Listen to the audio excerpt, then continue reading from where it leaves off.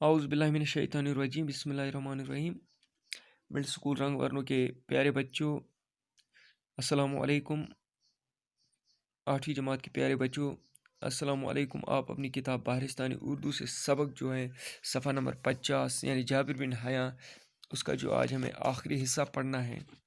اس سے پہلے ہم جابر بن حیاں کے بارے میں پڑھا کہ جابر بن حیاں ایک نہایت قابل بچہ تھا، لیکن والد کا سایہ سر سے اٹھ جانے کے بعد، کیونکہ غریبی کے عالم باپ اس سے پہلے کیا تھا، یا باپ عطار کا کام کرتا تھا، لیکن اس میں اس کی یہ جو مالی حالات تھی، جو بچہ پیدا ہونے کے بعد اس میں یہ جو گھر کے جو اخراجات ہوا کرتے تھے وہ پورے نہ ہوئے، تو وہ غلط کاموں میں لگا۔ یوں غلط کاموں میں لگنے کے بعد اس کو یہاں سزا بھی ہوئی، قید بھی ہوئی، جیل کے چکر یعنی قید خانے میں بھی دن گزارنے پڑے۔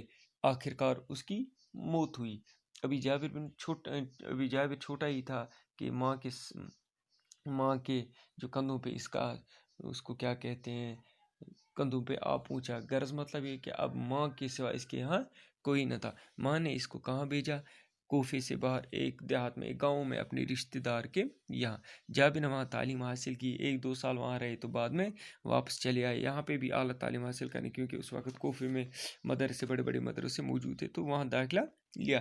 جابر کو بچپن سے ہی شوق تھا، تجربات کرنے کا شوق تھا۔ جابر نے الگ الگ ادویاتوں پہ کیا کیا، تجربات کے دوا بنائے، ساتھ ساتھ یہ جو ان دواؤں کو محفوظ رکھنے کے لیے سبلیمیشن یعنی ترتیب سکھلایا، آکسیڈیشن کا طریقہ ایجاد کیا، لوہے کو کس طرح صاف رکھا جائے، فولاد میں استعمال کیا جائے، ساتھ ساتھ اس کو کس طرح زنگ سے بچایا جائے۔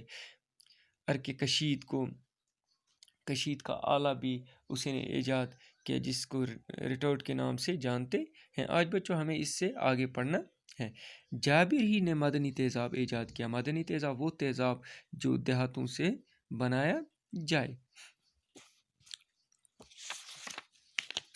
مدنی تیزاب وہ تیزاب جو دیہاتوں سے بنایا جائے۔ تیزاب ایک نہایت ہی کارآمد کیمیا ہے۔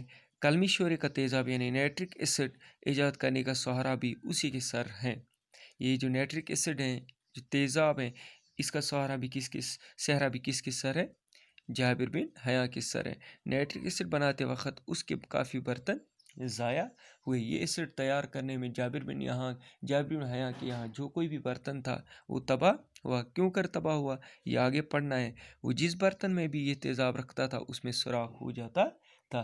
جس برتن میں یہ وہ تیزاب رکھتا تھا اس میں سوراخ ہو جاتا تھا، کیونکہ اتنا تیز تھا کہ وہ برتن برداشت ہی نہ کر پاتے، سوراخ ہو جاتا۔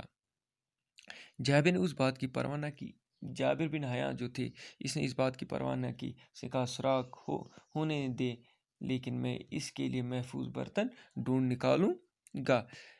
اس کے تمام برتنوں میں سوراخ ہوئے۔ اس کے پاس چاندی کی کٹوری تھی۔ اب جابر کے یہاں جو برتن تھے، مٹی کے برتن تھے، الگ الگ اقسام کے جو برتن موجود تھے وہ تو تباہ ہو چکے تھے۔ اب ایک برتن اس کے یہاں اور ایک بچا تھا جو چاندی کی کٹوری تھی۔ اس نے تیزاب کو اس کٹوری میں جمع کرنا چاہا۔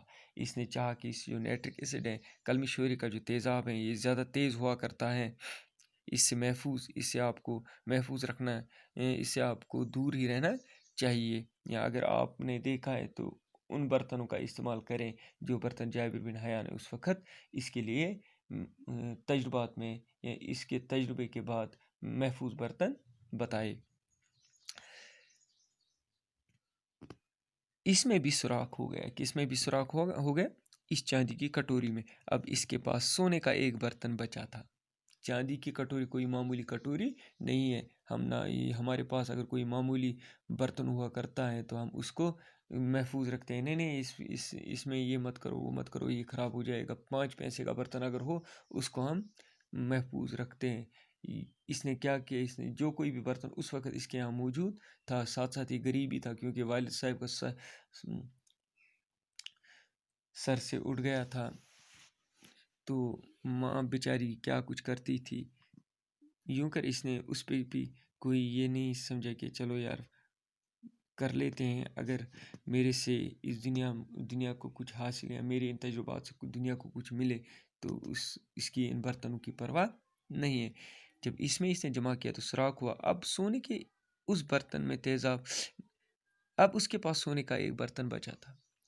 چاندی کے بعد کون سا برتن بچا تھا؟ سونے کا برتن بچا تھا. اس نے اس سے بھی آزمایا، اس برتن کو بھی لایا اور ساتھ ساتھ آزمایا غرض اس میں اس نائٹرک ایسڈ کو رکھا، کلمی شوری کے تیزاب کو رکھا.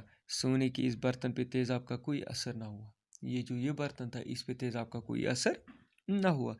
اس کے پاس شیشے کا بھی ایک برتن تھا. اب شیشے کا ایک برتن بچا تھا، اس پہ بھی اس نے یہ تجربہ کیا. غرض مطلب اگر سونے کے برتن پہ تیزاب کا کوئی اثر نہ ہوا تو اس کو اسی برتن میں رکھنا تھا، کیونکہ اب تجربہ کی کوئی ضرورت نہیں تھی یا اور تجربات نہیں کرنے تھے. کیوں؟ کیونکہ اب کام ہوا تھا. لیکن اس کے دماغ میں یہ چل رہا تھا کہ سونے کے برتن ہر ایک کے یہاں نہ ہوں گے، کیونکہ سونے کی قیمت آپ کو معلوم ہے. تو اس کے پاس ایک اور برتن بچا ہوا تھا جو شیشے کا تھا. اس پہ بھی اس نے تجربہ کر ڈالا کہ چلو دیکھ لیتے ہیں کہ اگر اس میں بچا تو لوگ، یہ جو امیر لوگ ہیں یا جو دنیا میں جو لوگ ہیں، ان کی زیادہ اس تیزاب کو محفوظ رکھنے میں اخراجات کا خرچہ نہ آئے. اب اس پہ بھی یہ تجربہ کیا. اب اس نے اس پہ بھی یہ تجربہ کیا، یہ بھی اس تیزاب کے اثر سے محفوظ رہا. یہ جو شیشے کا برتن ہے یہ بھی اس تیزاب کے اثر سے بچ گیا. غرض مطلب جو کوئی بھی برتن تھا بغیر شیشے اور سونے کے ہر ایک میں سوراخ ہوا. یہ دو برتن بچے کس سے؟ اس نائٹرک اس شوری تیز تیزاب کے اثر سے. چنانچہ اپنے تجربات کا ذکر کرتے ہوئے جابر لکھتا ہے، یہ جو تجربات ہیں ان کا ذکر کرتے ہوئے جابر لکھتا ہے، کلمی شورے کا تیزاب اتنا تیز تھا کہ کوئی برتن بچ نہ سکا. صرف دو چیزیں ایسی ملی جن پہ اس تیزاب کا اثر نہ ہوا، ایک سونے کا برتن اور دوسرے شیشے کا برتن.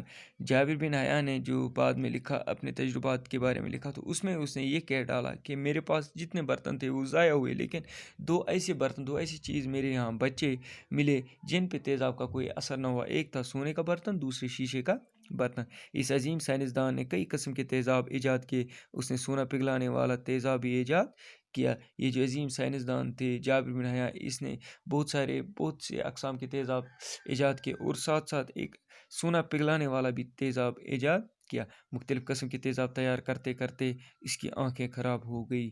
یہ جو الگ الگ اقسام کے تیزاب ایجاد کرتے کرتے یہ جو بابا کیمیا تھے، اس کی آنکھیں بھی خراب ہو گئی تھی. طرح طرح کے تیزاب بناتے بناتے اس کی انگلیاں تک جل گئی، لیکن اس نے تحقیق کا کام نہیں چھوڑا.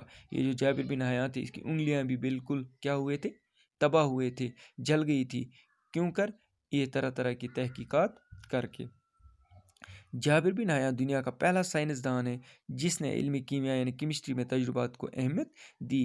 غرض مطلب یہ جو جابر بن حیاء تھے یہی وہ سائنسدان تھے، پہلا سائنسدان ہے جنہوں نے کیمسٹری میں الگ الگ قسم کے کیمسٹری میں تجربات کی اہمیت دی کہ کس طرح تجربات کیا کریں. اس نے تمام زندگی تجربات میں صرف کی. یہ جو جابر بن حیاء تھے، اس نے اپنی زندگی کا خاصا حصہ کس میں خرچ کیا؟ تجربات میں صرف کی. صرف مین کو خرچ کرنا بچوں. علم کیمیائی کو جابر بن حیاء نے بہت کچھ دیا. علم کیمیا جو تھا اس کو جابر بن حیاء نے بہت کچھ دیا. نائٹرک ایسڈ ایجاد کیا، الگ الگ تیزاب ایجاد کیے. نائٹرک ایسڈ زیادہ تیز ہوا کرتا ہے، اس کے علاوہ بھی اس نے تیزاب، آج بیٹریوں میں جو ہم تیزاب ڈالتے ہیں یہ بھی جابر بن حیاء کی دین ہے.